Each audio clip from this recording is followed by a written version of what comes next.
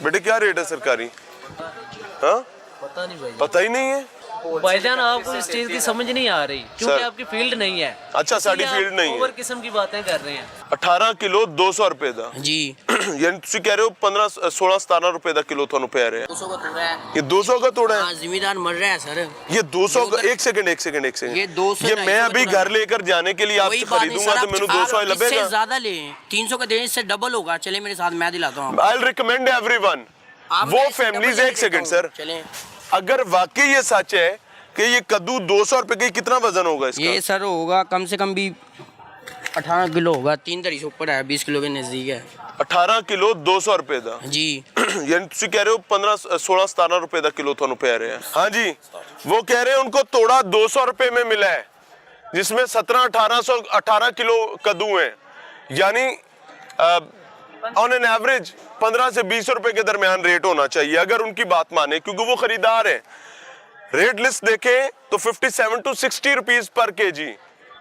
भाई ये बाकी किसके पेट में जा रहे हैं? जिम्मेदार को तो आपने टोका फेर दिया है, आपने जिम्मेदार की तो जान निकाल ली है।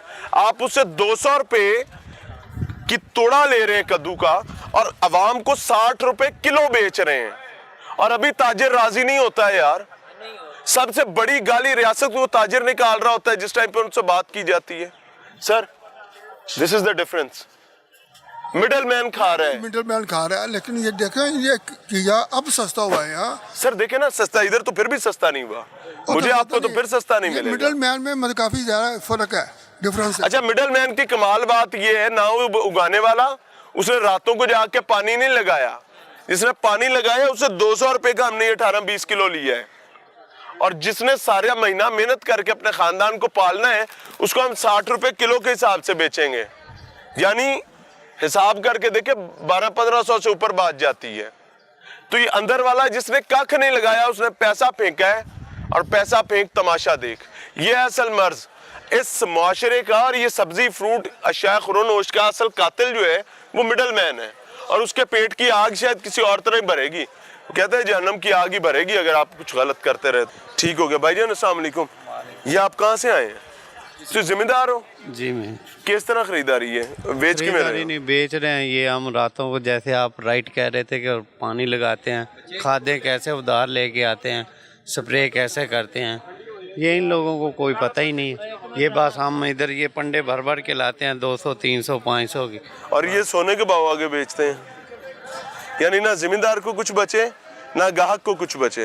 हाँ, गाहक का भी खून निचोड़ लेते हैं। और जिंदा हिंग लगे ना फटकड़ी रंग चोखे वाला हिसाब जो है सही है, उसके मौजे हैं जी भैया, जिन्हें को पैसा है जी। यार वैसे पैसे ना आंदी शय ना सबको होना चाहिए।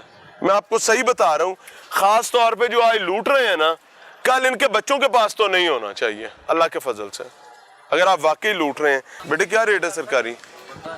हाँ पता नहीं भाई, पता ही नहीं है, पढ़ी नहीं, सुबह की लिस्ट ही नहीं करी। तो ऐसे ही फैसला कर लेते हो?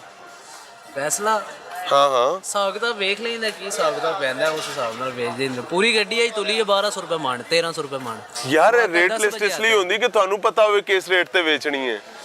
ਪਾਇਨ ਨੂੰ ਤਕਰੀਬਨ 10 ਵਜੇ ਆਂਦਾ ਆ। ये सिर्फ मुंह विखाण ਲਈ नहीं होती, आपको पता ही नहीं कि आज सरकारी रेट के और आप बेच रहे हैं। चलें बहरहाल वो देखते हैं। सर ये आज की लिस्ट है। तरबूज कितने का है आज का? 36 का। ये कितने का बेच रहे हैं? 40 का। 33 से 35 रुपए। देखिए आप लोग 5 से 7 रुपए ओवर चार्जिंग है। ये वो रेट है जो बाहर बिकना है, आपको मंडी में और नीचे होना चाहिए था ताकि यहाँ से ले जाके लोग बेच सकें। गड्डी 1300-1400 रुपए मान तलाई है। मेरी बात सुने, इसका मतलब है सरकार की रेट लिस्ट झूठ है। जो मंडी रेट लिस्ट निकालती है वो झूठ है, इसका मतलब। ਪਾਇਨੋਂ ਦੇ ਨਾਲ ਦਾ ਤਰਬੂਜ ਲੈ ਕੇ ਤੇ सारा ही चिट्टा है। वो रेट लिस्ट गलत है ना, उसमें दो रेट है, दो रेट है, एक रेट 33 रुपए, एक रेट 35 रुपए है। जो कमजोर है उसका रेट 33 रुपए किलो है, जो अच्छा है उसका 35 रुपए किलो है। थोड़ा रेट 40 रुपए किलो है। जो आपसे लेकर मंडी से बाहर जाकर बेचेगा वो 50-55 रुपए बेचेगा ना। अच्छा तरबूज है तो जो सुन ले, जो आपसे ले जाकर 50-55 रुपए बेचेगा, असल रेट 33 रुपए था। फर्क कितना बड़ा आ गया भाईजान, आपको इस चीज की समझ नहीं आ रही क्योंकि आपकी फील्ड नहीं है। अच्छा साड़ी फील्ड नहीं है, ओवर किस्म की बातें कर रहे हैं। आपकी फील्ड नहीं मैं है। समझाऊं फिर? जब आप जाएंगे- करें बात। आप जब जाएंगे ना मंडी से VIP तरबूज, मैं मंडी में ही खड़ा हूं। मलक फार्म आप वाली मंडी जो में गाड़ियां बैठे हैं। लगी होती है ना तरबूज हाँ। की, उधर से लेंगे ना आपको 100 रुपया नाका महंगा मिलेगा। बेटा आप इसलिए ये बात क्योंकि वो कह रहे अच्छा हैं होता कि है। आपको तरबूज महंगा मिलता है। हाँ जी, हाँ जी। इसका मतलब ये है कि अगर आपको ही महंगा मिलता है तो जो रेट लिस्ट निकाली जाती है वो सिर्फ नौसरबाजी है। बिल्कुल ऐसे ही ऐसे ही है ना, असल बात यही तो मैं मैं कर रहा कह रहा हूँ, हूँ हाँ। सर, यही बात है ना यही बात कि रेट लिस्ट ही झूठ है। यानी सरकार जेडी रेट लिस्ट कर दी है वही नौसरबाजी है, और आम आदमी ये अपनी झंडा लेकर निकल पड़ेंगे, गरीब आदमी अपना रोना रोता रहेगा। जाओ लड़ते रहो।